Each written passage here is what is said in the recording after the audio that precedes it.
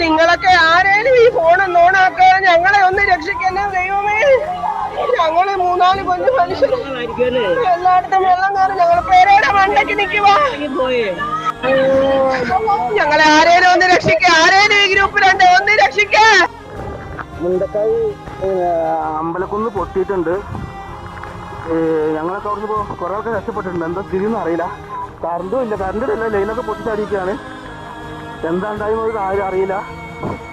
പിന്നെ വരുന്നവർ മുണ്ടകയ്ക്ക് വരുന്നത് ശ്രദ്ധിച്ച് വരും ചെയ്യാട്ടോ. ഞങ്ങളൊക്കെ കുറച്ച് ആൾക്കാർ രക്ഷപ്പെടുത്തിയിട്ടുണ്ട്.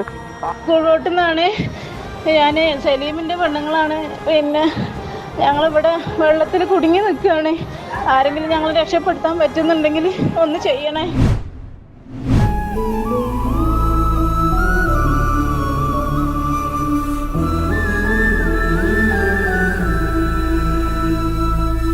உறவுகளை இழந்து நிர்கதியாய் நிற்கும் நபர்கள்.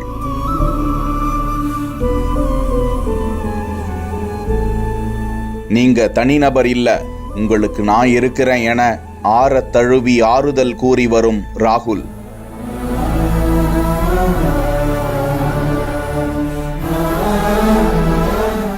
மண் சரிவில் உயிர் பலி எண்ணிக்கை 300 கடந்து வருகிறது என அது சம்பந்தமாக வெளியாகும் செய்திகளை பார்க்கவே நெஞ்சம் பதைக்கத்தான் செய்கிறது.